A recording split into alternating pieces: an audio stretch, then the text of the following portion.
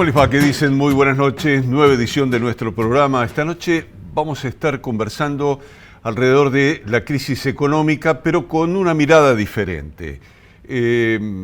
Ustedes saben que en la Argentina hay esto que se denomina crisis económicas de manera recurrente, cada vez tal vez más frecuentes y cada vez más profundas. Entonces vamos a tener una entrevista esta noche que nos va a plantear en todo caso si la problemática es una problemática económica o en realidad es una problemática política. Me parece desde ese punto de vista un interesante punto de partida como para analizar esta situación de estas crisis que nos golpean fundamentalmente a los sectores más débiles de la sociedad, a los trabajadores y también, por supuesto, a los sectores medios de la República Argentina. Patricia Grau, muy buenas noches. Muy buenas noches a todos, buenas noches Héctor. Bien, la verdad una crisis que venimos arrastrando de hace muchísimo tiempo, bien vale una nueva mirada para ver qué se ha hecho, qué se hace, qué se hará o qué se podrá hacer en materia de estrategias, ¿no? A la hora de tomar decisiones. El impacto de la inflación, la dolarización, los bolsillos flacos, los pobres, la clase media, todos temas que vamos a ir desarrollando en esta noche. Bueno, destacar en todo caso que cuando se habla de la crisis económica, nosotros lo que vemos fundamentalmente en los medios de Buenos Aires es una insistencia en el sentido de que la emisión monetaria es en todo caso la gran responsable de esta crisis. El hecho, no se analiza la conducta en todo caso de la especulación financiera, no se analiza a fondo el rol que están cumpliendo los formadores de precio, en fin, hay una serie de factores latentes, importantes en el momento de generar estas situaciones tan dramáticas para la sociedad que no son tenidas en cuenta. Lo vamos a ir saludando a nuestro invitado de esta noche, Luis Laferrière. Luis, ¿cómo le va? Muy buenas noches. Buenas noches. Bien, Luis, en un ratito nada más vamos a hacer una breve pausa. Vamos a estar conversando contigo respecto de esta situación.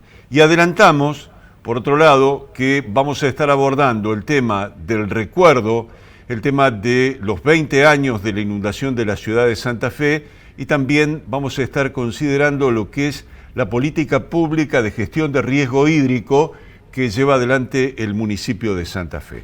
Los dos aspectos pendientes después de esta entrevista. Ya venimos. Bueno, destaquemos que el profesor Luis Laferrière es profesor y ha sido profesor de las carreras de Ciencias Económicas y de Ciencias de la Comunicación en la Universidad de Entre Ríos. A partir de allí, digo, en todo caso, sus fundamentos relacionados con lo que es su opinión, ¿no? Luis, decíamos en el momento de la presentación que tenemos una duda, si en realidad la crisis económica no es una crisis política. ¿Cuál es su punto de vista con respecto a este tema?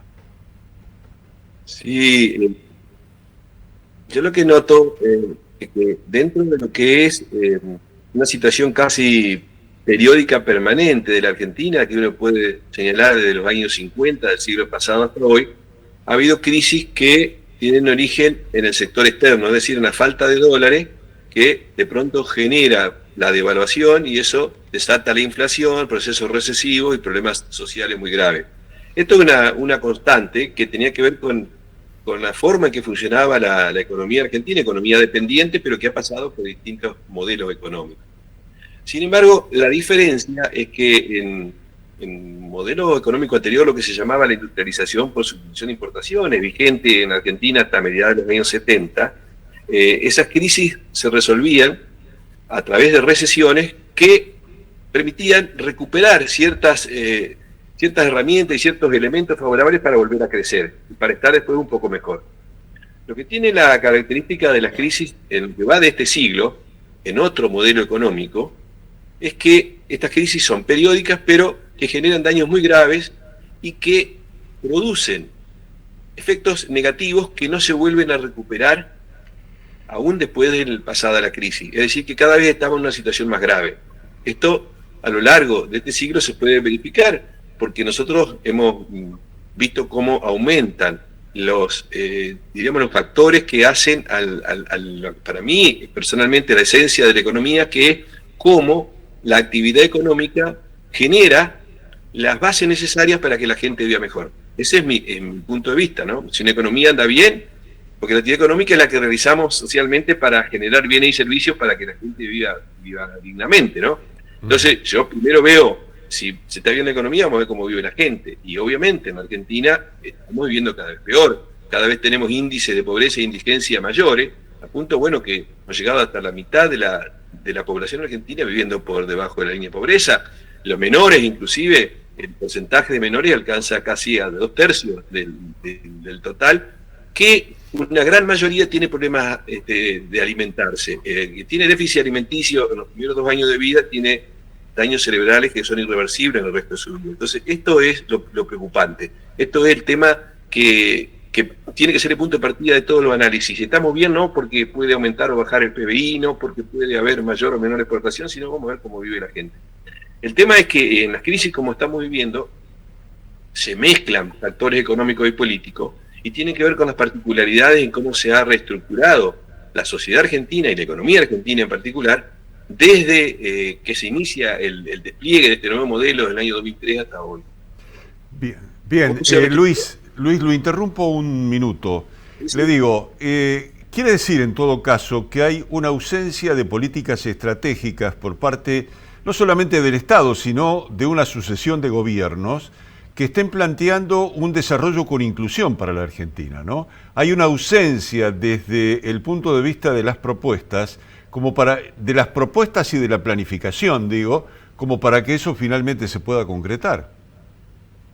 Sí, yo iría un poquito más allá de eso inclusive, porque caracterizo a este nuevo modelo económico-social que se despliega a partir de superar la crisis del 2001-2002, a partir del 2003 en adelante. Yo le llamo neocolonial en el sentido de que las políticas y las grandes estrategias en la Argentina no la definen los argentinos. La definen las grandes corporaciones, la define el capital financiero internacional, que son los que han ido moldeando esta nueva estructura, por supuesto, en beneficio exclusivo de sus intereses económicos, ¿no?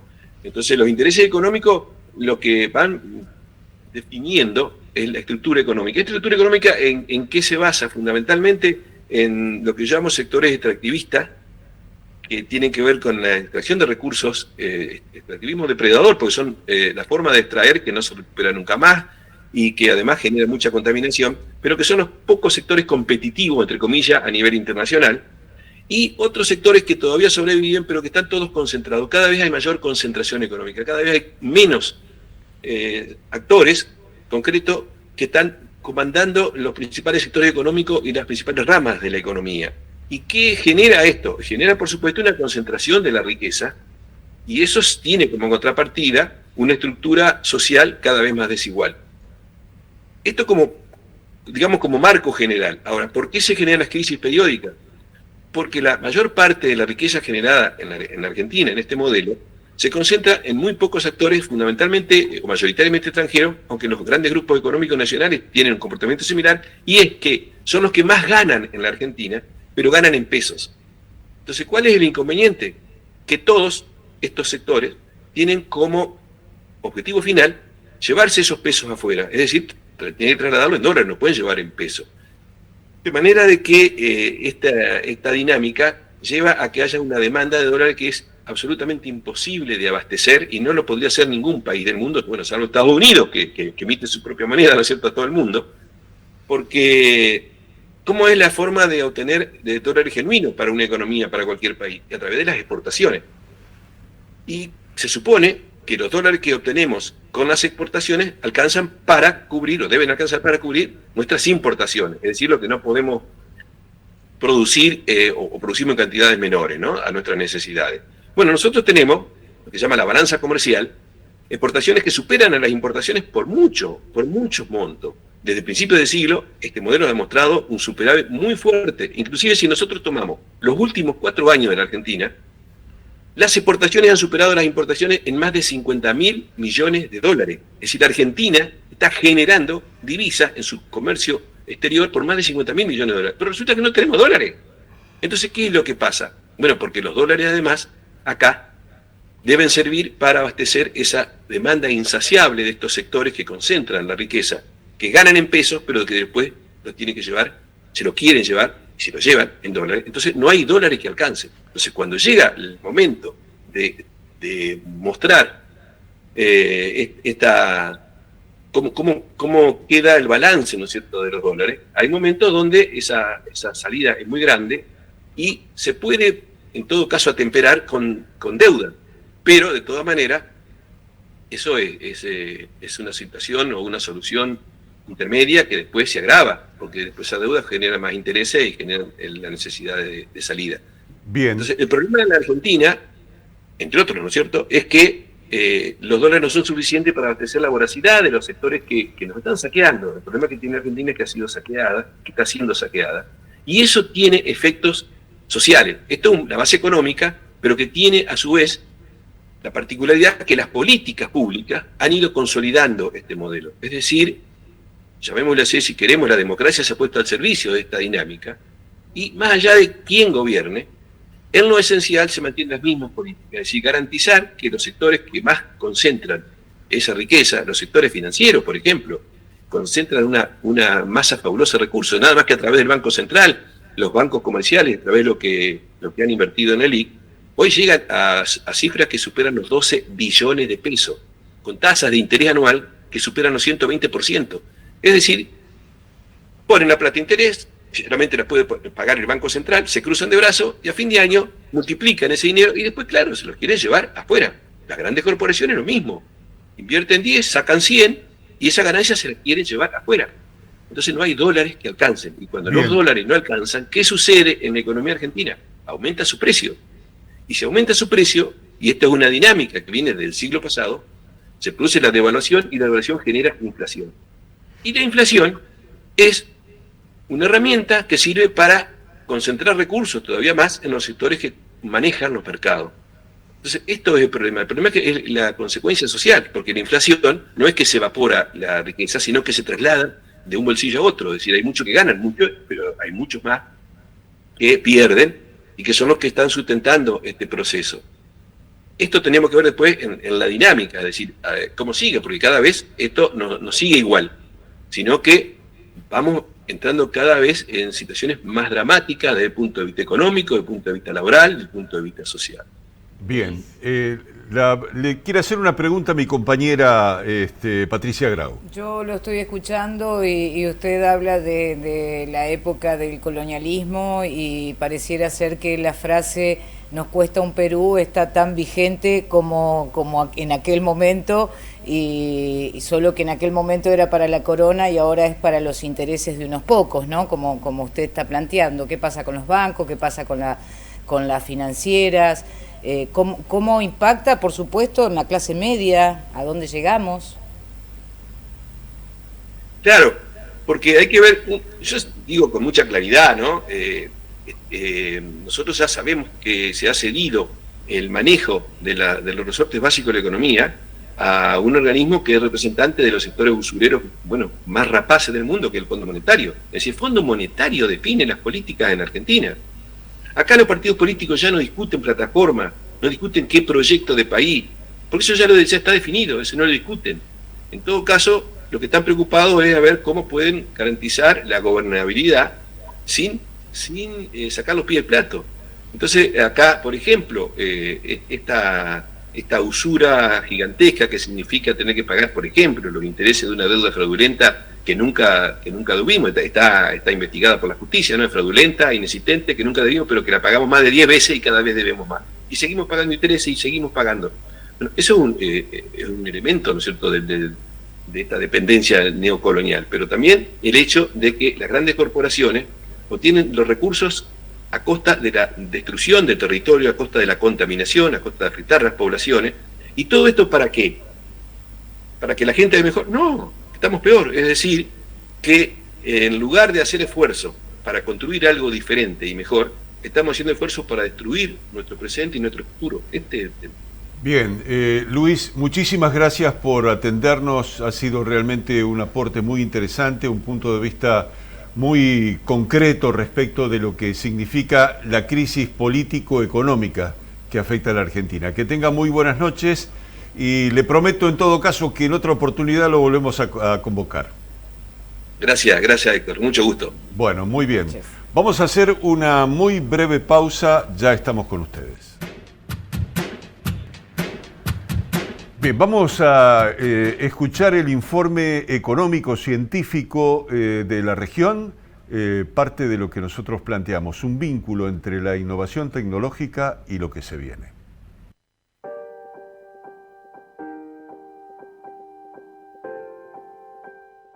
Firma estratégica entre Acronex y el Parque Tecnológico. El contrato le da continuidad a la empresa en su vínculo. Establece desarrollar un laboratorio de I+D. El objetivo es llevar a cabo la unidad de negocios tecnológicos denominada Tecnología para una Agricultura Sustentable. Acronex es una empresa dedicada a la investigación y desarrollo tecnológico orientado al sector agrícola. Vinculación generada por la Unión Industrial Santa Fe, UID. El parque participó de una reunión con las unidades de vinculación tecnológica, VT, de la ciudad. El objetivo, poner en conocimiento de los servicios y acercar dicha oferta a las empresas asociadas a la UID, Cámara de Metalúrgicos y Autopartistas de Santa Fe, CANSFE, y el Parque Industrial Sauce Viejo, PISF. Apoyo a eventos del Parque Litoral. Se colaboró con material para el taller franco-argentino de catálisis heterogénea. Este fue organizado por el Instituto de Investigaciones en Catálisis y Petroquímica, INCAPE. Un paso más con los eventos científicos técnicos culturales de trascendencia nacional e internacional. Charlas sobre objetivos de desarrollo sostenible para emprendedores e inversores. Fue una acción conjunta con Aceleradora Litoral y la Bolsa de Comercio de Santa Fe. Se organizó el evento Emprendedores e Inversores, los ODS, como hoja de ruta para el desarrollo de negocio. Se abordaron los Objetivos de Desarrollo Sostenible de Naciones Unidas. Estos brindan la oportunidad de invertir y desarrollar negocios exitosos, creando soluciones a los desafíos económicos, sociales y ambientales que enfrentamos a nivel local, nacional e internacional. Reunión mensual entre el Parque Científico y el Centro Científico Tecnológico CONICET Santa Fe. En la oportunidad, planificamos trabajos conjuntos para mantener y lograr que el predio brinde sus máximas potencialidades.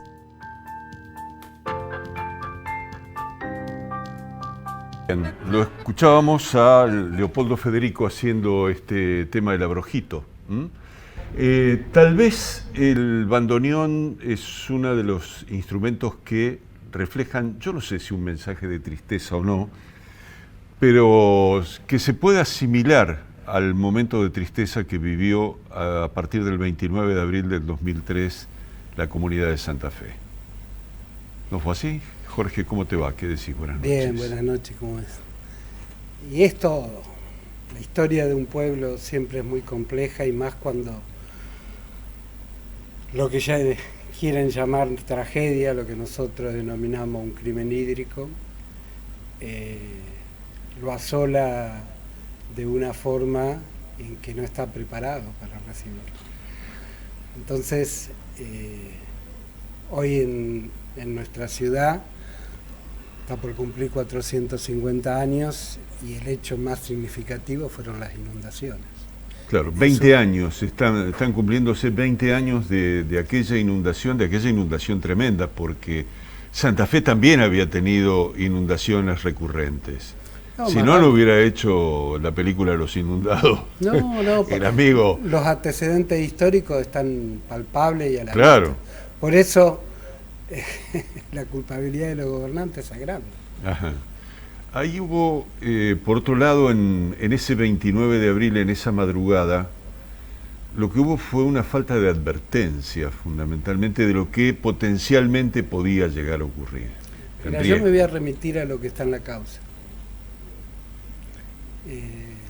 Las dos pericias, tanto la de la justicia como la nuestra, establecen que la nuestra, que había 48 horas antes, ya se debía haber dado la orden de evacuación. Y la pericia de los 3 peritos puestos por la justicia dice 24 horas antes. ellos los datos ya lo tenían. En 1992 habían hecho el mapa de riesgo de la ciudad. O sea, Frati a las 11 de la mañana en la Casa de Gobierno, no inventó nada, ni llamó al Espíritu Santo, ni al tsunami. O sea, cuando marcó hasta dónde iba a llegar el agua, vos acordate que el primer muerto se da a las 4:30 de la tarde en La Madrid y Vera. O sea, faltaban todavía 5 horas y media. Entonces, estábamos en manos en ese sentido de aventureros. Ellos se arriesgaron creyendo que iba a ser una inundación semejante a las otras históricas, y no era así, era una inundación extraordinaria. Claro, hay una cuestión técnica que tiene que ver con el hecho de que hubo una obra inconclusa y prácticamente un sello de tierra para tratar de tapar esa inconsistencia desde la obra pública, ¿no? Pero ya la habían tapado. Bueno. En el 98, Jonás la tapa. Mirá, las anécdotas a veces que uno tiene en su vida, la mejor definición la hizo el perito que presentó Oroño en la causa. Oroño trajo un perito de Estados Unidos, un ingeniero hídrico, que indudablemente no iba a jugar su prestigio ante la espada, una de las mejores espadas penales de la provincia. Y el tipo dijo una definición que a Oroño le molestó tanto que se levantó y se fue. Dijo: la defensa del oeste de la ciudad de Santa Fe era el Titanic con una proa de canoa. Claro. Ajá. Ahora, a ver, vos decías a las 4 de la tarde la primera víctima. 4:30. La primera. Del 29 de abril. Del 29 de abril. Sí. Y después tenemos el 30 de abril con el agua en la puerta del Teatro Municipal. Sí, pero vos tenés a las 18 horas de la tarde del 29, Carlos Reutemann habla por los medios y dice que nos quedemos en nuestras casas. A las 19:15, el Río hace una operación de tenaza en el barrio Centenario y Chalet, entrando por adelante y por atrás, relatado fielmente por el periodista Fernando Páez, que se estaba yendo a Santo Tomé. En el barrio Centenario mueren 13 personas ahogadas, en 6 manzanas. De las que nunca se habló. No, siempre se habló. Bueno, Están en la causa. Claro, están en la causa, pero... No, después, digamos, todas las operaciones que hizo el gobierno fue de impunidad. O sea, no, eludir su responsabilidad. Pero eso, por ejemplo, lo implicaba directamente a Reutemann. A ver, la causa de la inundación o la historia de la inundación reúne todos los condimentos políticos, económicos, culturales de nuestra patria. Está bien. La causa todavía, nosotros tuvimos una conversación los otros días en la radio respecto de la situación de la causa y hay todavía cosas pendientes. Pero me parece interesante en todo caso recuperar de aquellos días, por un lado el drama, pero por el otro lado también la actitud de solidaridad que nació de la sociedad y de las instituciones de la sociedad. A mí me parece que el papel de los clubes, el papel de las escuelas, el papel de las vecinales, en todo caso, dio muestra de que hay otras probabilidades de organización de la sociedad, ¿no? La cuestión es que los dejen ser. Esos son los rasgos más positivos. Vos fíjate que Santa Fe vivió la barbarie y el sueño, el paraíso y el infierno. O sea, casi 150.000 personas vivieron el horror.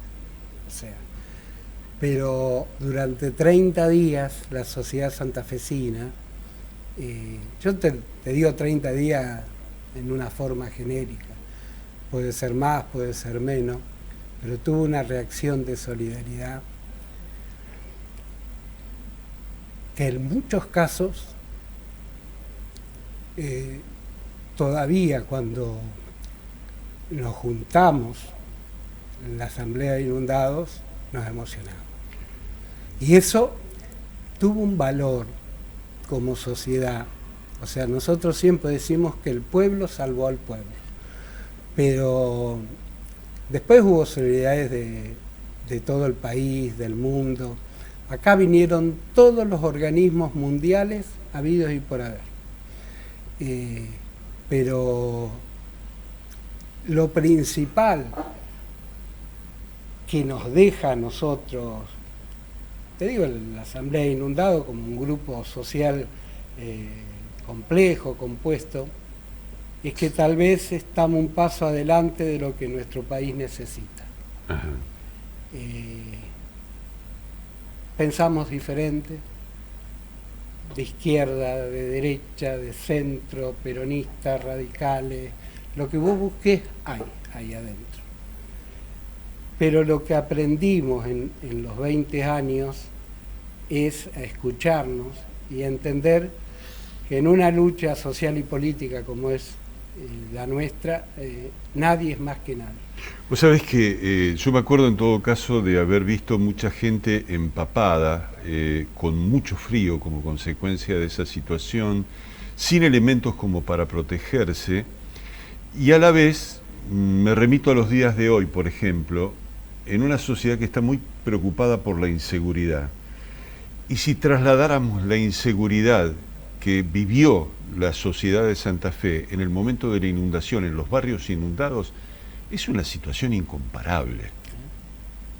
Porque solo hecho delictivo, digamos, después está el relato, sí, lo que se quería hacer, que se iban a asaltar las casas, que este chancho es mío porque tiene esta marca, no, este chancho es mío, porque, o sea, lo que se vivió en el oeste no tiene, podés hacer 1000 libros, pero lo principal que quedó es que la sociedad tuvo reacción. O sea, vos, al mes,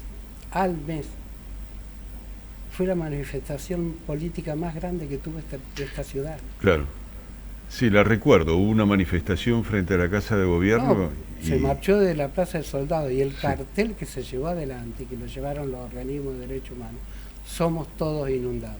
Eso, yo me refiero a esa situación en que todo el mundo, las escuelas, los estudiantes, tuvieron una reacción no solo de bondad, sino de sacar lo mejor que tiene el ser humano. Después vino lo otro. Sí, ahora... Que los negros se compraban parlantes, que con la plata que le dieron se fueron. Que vendían la arena carísima para poder... o sea, todo lo Después vino la otra parte de claro, lo que está en la sociedad. En esa emergencia, en ese día también, yo creo que vale la pena hacer memoria. La memoria ayuda a reconstruir en todo caso. Yo recuerdo que las familias se desencontraron, muchas familias se desencontraron y apareció aquella palabra de los desaparecidos como consecuencia de la inundación. No, nos quisimos comer a Carranza la dice. Sí. Y después, a las 24 horas, empiezan a hablar de desencontrados, porque lo fuimos a enfrentar a la Casa de Gobierno. Y ante un pañuelo blanco había que pararse. Y ahí se dio cuenta, porque hay que decirlo, o sea, se dieron cuenta de la barbaridad que estaban diciendo. Porque hubo miles de desencontrados, o sea, familias enteras que la sacaban. Yo el caso más concreto que conozco es el de Santa Rosa de Lima, porque me tocó estar ahí. O sea, nosotros a la 1:30 del 29 estábamos ahí en el hospital de niños poniendo bolsas de arena. Y a mí se me ocurrió ir hasta Mendoza y La Vía, y justo se bajaba el padre Axel, que nos conocíamos por la actividad del MED. Y él se baja y me saluda, pero siempre recuerdo, me agarró acá, arriba del codo, y me dice, andate porque nos tapa. Y yo vuelvo al hospital y estaba mi esposa, no sé, y le digo despacito, porque digo, vámonos que nos inundamos. Me dice, negro, ¿te parece? No es momento de hacer broma, me dice. Y cuando vio que le apreté de vuelta el brazo, se dio cuenta que era así. Pero, o sea, todo eso, si vos agarrás, hay 130.000 verdades, relatos, historias, y dolores. Sí, o sea, historias. Y eso es muy complejo, no solo recorrer en el tiempo, sino los hitos de lucha que hubo. Porque si la memoria está viva y la lucha por la verdad está ganada, la que está terriblemente lejos es la justicia. Claro. Entonces, lo que verdaderamente ayuda a un pueblo a superar, la herida va a estar abierta siempre, pero el primer gobernador que pida perdón al pueblo santafesino va a ser histórico, porque pero no se le está pidiendo a un gobernador plata, se le está pidiendo que el Estado reconozca la violación de los derechos humanos que hizo. Te agradecemos mucho que hayas venido, Negro. No, por favor. Jorge Castro participando con nosotros del programa en esta rememoración tan particular que ha significado los 20 años de la inundación del 2003. Ya venimos. Bien, vamos a saludar a Silvina Serra, esa es la secretaria de Infraestructura y Recursos en Riesgo Hídrico. Y gestión hídrica. De gestión hídrica de la ciudad de Santa Fe. Bueno, a veces las palabras que sean tan precisas. Sí, pero la aparte cuestión es la idea, nombres cambian todo el tiempo, las secretarías, los ministerios. Cambian las personas, no van a cambiar los nombres. Sí, así que es normal que nos olvidemos o que nombremos el nombre viejo. Sí. Bueno, pero de cualquier manera yo lo que te diría sería lo siguiente: nosotros en el desarrollo del programa venimos de una conversación que tiene que ver con la memoria vivida por la población de Santa Fe. Un 30% de la ciudad quedó bajo el agua allá en el año 2003, hace 20 años. Terrible desastre que vivió la ciudad. Y eso dejó una enseñanza, ¿no? Dejó, en todo caso, digo, no solamente en la población, fundamentalmente en las autoridades. Hizo bastante desde el punto de vista de la protección hídrica en el oeste. Sí. Pero la ciudad quedó como en un embalse, es decir, lo que pueda llegar a llover queda dentro de ese ámbito de protección, ¿no? En ese momento el agua se embalsó dentro de la ciudad porque existía una defensa pero no estaba terminada. Además se sumaba que justo aguas arriba del lugar donde no estaba terminada la defensa, el agua tenía que pasar por un cuello de botella, que era el puente de la autopista, tenía una luz muy pequeña, y eso generó un aumento del nivel del agua del río hacia aguas arriba de este puente, que ayudó a que entre más cantidad de agua a la ciudad y que ese agua se encuentre como en una trampa sin salida, que es la misma defensa que sí existía en la zona sur. Esa fue una gran catástrofe que los santafesinos ha dejado a los santafesinos marcados, porque hoy el santafesino piensa en el agua y piensa en el miedo que le da de volver a perder todo lo que perdió en aquel momento, en lugar de pensar que hoy estamos en una ciudad que está rodeada de ríos, que tiene un ambiente fluvial bellísimo, lleno de islas, con una gran variedad natural, y en lugar de estar pensando en que podemos disfrutar de toda esa maravilla que nos rodea, estamos pensando que si llueve nos podemos inundar. Entonces sí, esas son estamos marcas. Pensando en la amenaza. Sí, esas son marcas que los santafesinos tenemos que ir haciendo desaparecer con el tiempo y empezar a tomar confianza en el lugar en el que vivimos, arraigarnos y poder disfrutarlo, porque realmente nuestro paisaje fluvial es muy hermoso. Hay una cuestión, en el 2007, 2008, 2009, se hizo una inversión muy importante en el oeste de la ciudad de Santa Fe, en el sentido de terminar lo que era la avenida de circunvalación, con lo cual se terminó la protección de la ciudad, pero además se dotó de una cantidad importante de bombas extractoras de agua, que están calculadas en cada lugar como para sacar la cantidad de agua que llueva, si se quiere. Sí. Tienen un exceso, en todo caso, de potencialidad desde ese punto de vista, ¿no? Esa es la situación. Sí, el conjunto de obras que se hizo después de la crecida, esta crecida catastrófica del 2003, y diría más avanzando hacia después del 2007, se terminaron las obras. Es lo que tenemos hoy, un anillo protector con cotas, no solo defienden a la ciudad de las crecidas del río Salado ya registradas, la mayor fue la del 2003 con 4.000 metros cúbicos por segundo, sino que la crecida que se dio en ese momento, con un puente con una luz pequeña que elevó aún más el nivel del río. O sea que hoy estamos protegidos por una crecida semejante en la ciudad, una crecida semejante del río Salado. Por supuesto que cuando uno cierra la ciudad, la rodea de un muro, tiene que también generar la infraestructura que permita que el agua que cae dentro de la ciudad, que cae por la lluvia y por las grandes tormentas intensas que tenemos en la ciudad, o sea, nuestra zona se caracteriza por sufrir tormentas intensas, o sea, mucha cantidad de agua que cae en un muy pequeño periodo de tiempo. Es necesario que salga, porque si no, nos inundamos por lluvia, como ocurrió en el año 2007. Por eso todo el cordón oeste, si hablamos de la vertiente del Salado, todo el cordón oeste se encuentra equipado con un total de 7 estaciones de bombeo que se encuentran operativas, que tienen una capacidad importante y permiten evacuar el agua que cae por lluvia dentro de la ciudad. Pero, a ver, si hablamos de lo que es el sistema de protección contra inundaciones, en este caso si hablamos de lluvia contra anegamientos dados por tormentas y por lluvias, no termina ahí. No es solamente el anillo de protección que evita que entre el agua del río cuando crece y las estaciones de bombeo que sacan el agua que cae en la ciudad cuando llueve.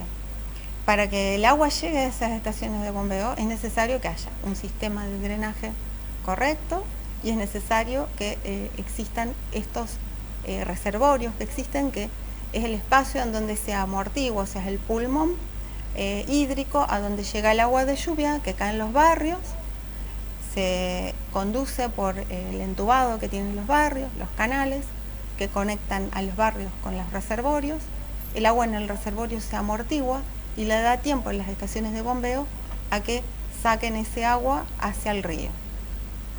Es todo un complejo que debe funcionar y que debe estar operativo y bien mantenido. Entonces, ¿cuál es la forma de que la ciudad se encuentre protegida de inundaciones o anegamientos dados con lluvia? Y se encuentra protegida porque existe una infraestructura de drenaje, existen los reservorios, existen las estaciones de bombeo y bueno, por supuesto el terraplén que nos protege de las crecidas de los ríos. Y todo este complejo de obras debe estar bien mantenido, los conductos deben estar limpios, porque un conducto que está tapado es lo mismo que un conducto que no existe. ¿Y se están haciendo mantenimientos de los desagües en ese sentido? Bueno, justamente como nosotros nosotros cuando asumimos en diciembre del 2019 tuvimos una lluvia extraordinaria, no sé si recuerdan, en diciembre del 2019 cayeron 280 milímetros en 18 horas, esa es una lluvia muy importante, con recurrencias. Nosotros los hidrólogos hablamos de recurrencias siempre para referirnos a la magnitud de un evento, una recurrencia superior a 100 años, y en cierta forma nos sirvió para generar un diagnóstico de la ciudad. La ciudad en ese momento se anegó y los anegamientos se dan por diferentes causas. Se dan por falta de infraestructura, de obras hídricas importantes, falta de infraestructura de pequeñas obras o pequeñas acciones que pueden conducir el agua hasta un drenaje de mayor importancia, y por mantenimiento. Y lo que encontramos es que el mantenimiento es tan importante como la obra. Y el mantenimiento tiene diferentes facetas, porque el mantenimiento es diferente de una calle de tierra que tiene cunetas a una calle consolidada de hormigón que tiene sus conductos entubados. Y desde ahí el plan de acción de la municipalidad de realizar importantes inversiones, que es realmente lo que nosotros realizamos desde la gestión, una importante inversión en lo que es mantenimiento. El mantenimiento que tendría más o menos o sea, tiene diferentes aspectos. En la ciudad tenemos los grandes conductos entubados, tenemos los medianos o pequeños conductos entubados, tenemos calles con cunetas, en donde el conductor del agua es la cuneta, y tenemos los canales que hay de mediana envergadura y gran envergadura, que son los que conectan todo esto hacia los reservorios. Cada una de estas obras tiene una forma diferente de ser mantenida.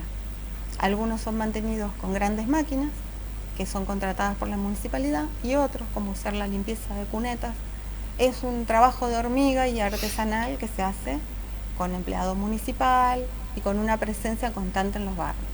Silvina, te pregunto si además de, en todo caso, una posibilidad de vigilancia, de observación permanente que puedan llegar a ser funcionarios y personal del municipio respecto de lo que está pasando, ¿hay alguna otra herramienta tecnológica que ustedes tengan en disponibilidad y que les permita ser más certeros respecto de lo que meteorológicamente puede llegar a pasar? Sí, justamente. La ciudad de Santa Fe cuenta con una gran infraestructura de variada tipología, o sea, desde obras civiles, estaciones de bombeo que requieren requieren operarios, mantenimiento, hasta lo que es el mantenimiento de los conductos. Y hoy la tecnología ofrece herramientas a los estados y las pone a disposición, y lo único que le pide al estado es que se forme para poder implementarlas. En ese caso, nosotros hemos avanzado porque entendemos que todo este gran cúmulo de obras, infraestructura que existe, debe ser gestionada desde un único comando, que pueda ver el panorama completo de lo que está ocurriendo, porque cuando no lo hacemos de esta forma, es como que se dispersan las acciones y no son eficientes. Y por eso desarrollamos e implementamos lo que se llama nuestro sistema de gestión avanzada. Este sistema está compuesto en la centralidad por un modelo de simulación, es un modelo matemático, un software, por lo que los datos que alimentan a este software, que es un sistema de monitoreo, es una base de datos de relevamiento geográfico de toda la topografía y la geografía de la ciudad. Entre esos tres componentes, lo que hacemos es poder simular como si fuera una gran maqueta ante un evento que nosotros podemos ir probando, cómo responde la ciudad en cuanto a lo que se refiere al drenaje, anegamientos, a cómo responden los reservorios, cómo responden los reservorios a la operación de las bombas. Este modelo lo tenemos gracias a una colaboración que tenemos del Banco Interamericano de Desarrollo. Ellos están dispuestos a colaborar con estados que toman la decisión de implementar tecnología para mejorar la eficiencia de sus gestiones, y ha puesto a disposición de nuestra municipalidad el modelo Hydrovid, que lo desarrollan ellos. Ellos nos dieron talleres, nosotros armamos desde la municipalidad un equipo que lo opera, que es personal 100% municipal, y bueno, desde ahí toda la colaboración con ellos en lo que es la implementación, en lo que es, ya tenemos resultados, esos resultados los vamos validando, incluso participamos de congresos a nivel internacional que ellos van generando, y la verdad que consideramos que es la decisión o lo que le faltaba a la ciudad para que toda esta gran cantidad de infraestructura pueda ser bien gestionada, o sea, en lo que respecta a su mantenimiento principalmente, y a la toma de decisiones si es necesario ampliarla o modificarla. Silvina, muchísimas gracias por venir. Bueno, un gusto estar con ustedes. Gracias también por pedir información de lo que estamos haciendo. Bien, por lo menos después de un aniversario de esta naturaleza, saber que hay, en todo caso, herramientas que nos permitan enfrentar una situación compleja, bienvenido como información para la sociedad.